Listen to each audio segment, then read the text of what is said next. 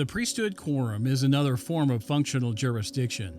It has no territory and is composed of members of a particular office.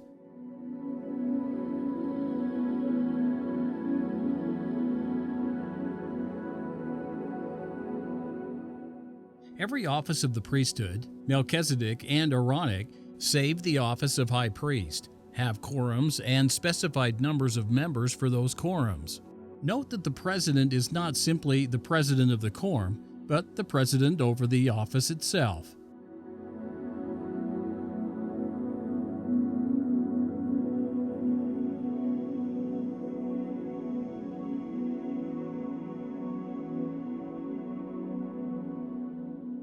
These numbers are symbolic and based upon the archetypes of the polar configuration as we have explained previously.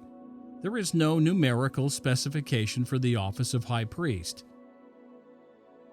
Recently, the Church has combined the high priests and elders quorum into one mixed quorum at the ward level in what the Brethren have called a restructuring of the Melchizedek priesthood quorums.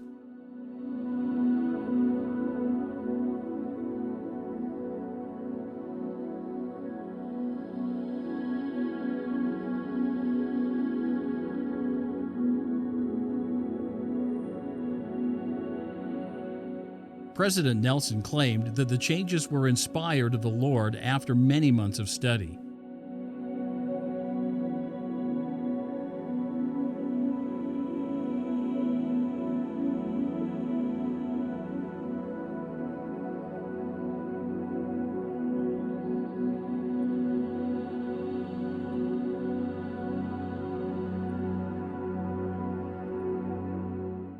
Be that as it may, the changes fundamentally alter the nature of quorums, including their symbolic and magical forms, as well as contradicts the Church's own definition of a quorum.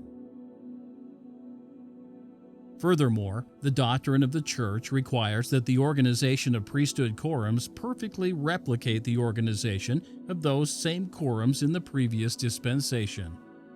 But if the original organization of priesthood quorums was indeed a restoration of those that existed in the primitive church, then what of the new organization?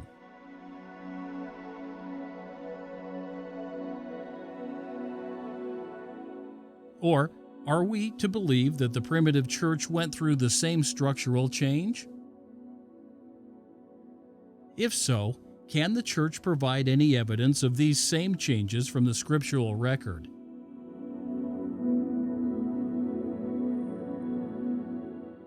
Moreover, the Brethren may claim inspiration, but inspiration is not revelation. The Church proclaims that many great and important things pertaining to the kingdom of God will be revealed, not studied and inspired. Even if these changes did indeed come from the Lord, the Church is obligated to have them accepted by the membership by a vote of common consent. This did not occur. Priesthood quorums are created for the express purpose of training those holding a particular office in the priesthood. The president is called to both counsel with his quorum members, but also to teach them the duties of their office. This is so with deacons, teachers, and priests.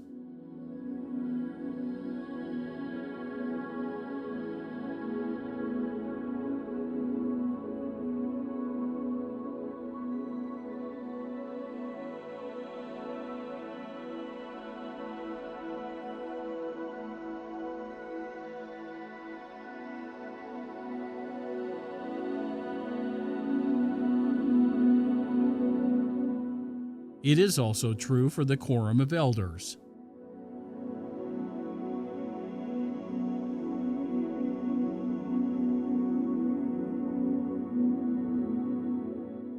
This organization is analogous to the medieval system of guilds, where master craftsmen taught apprentices their trade.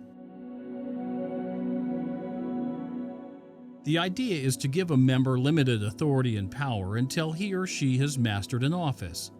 It is another form of bounded power and authority.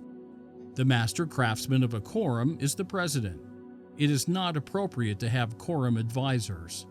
Of course, this does not limit the Lord to calling anyone he pleases to any priesthood office or authority. Nor does it assume that one must progress from office to office.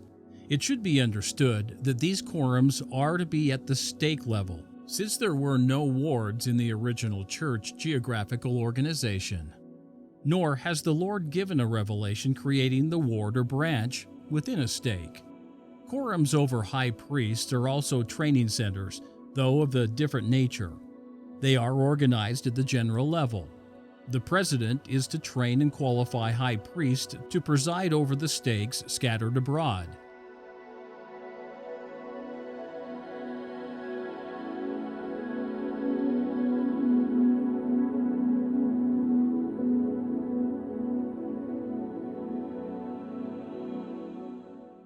As the female relief society of Nauvoo was organized, according to the ancient priesthood, it became, for all intents and purposes, a priesthood quorum for women.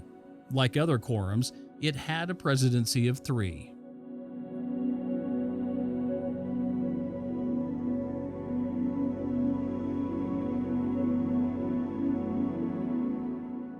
And like the priesthood quorums for the men, the sisters were to be taught their duties by the president.